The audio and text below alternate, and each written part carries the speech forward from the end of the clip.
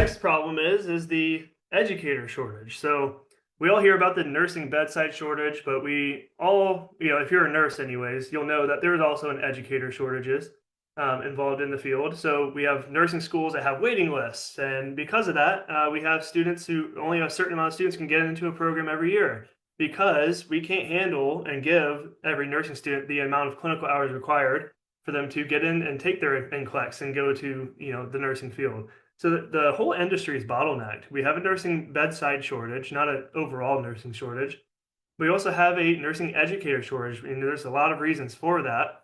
But one of those things is we should not sacrifice clinical opportunity because of the educator shortage. We want a solution such as VR and AI, and really help scale that opportunity for students, even though there are educator shortages. So that's something that this technology will also help with in the industry. There's even more problems, and we're just going to focus on these six.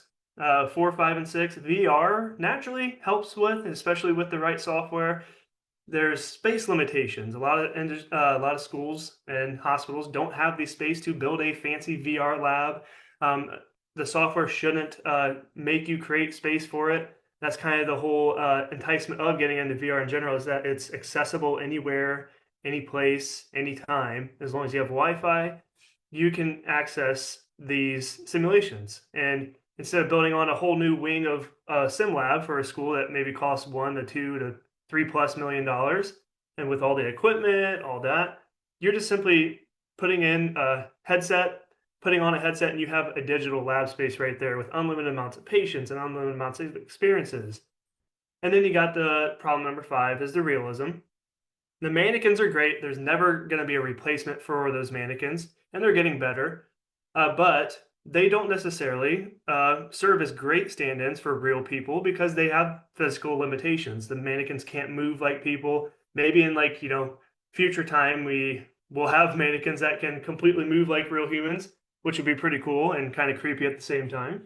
But this where VR, we can do anything digitally with these digital patients. They can interact and act and move like real human beings do, and they're reactive to your students' performance. So that's something that we're really caring about with the integration of AI.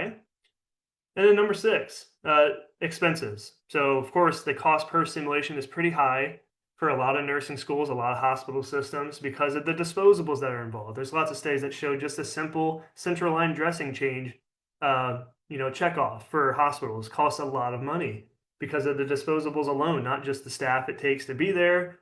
And of course, those mannequins are not the cheapest things ever, and then they can be very inconvenient if you do have any issues with it, sending it back and forth and all the expenses to fix those as well. So VR, it's nice because it's easy accessible. It's easy to be flexible with. You can have this anywhere, any place. You don't have to build on a new lab.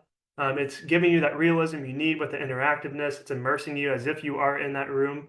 And then, of course, the expenses. So the cost per simulation, VR is repeatable. You don't have to pay every time you start a simulation.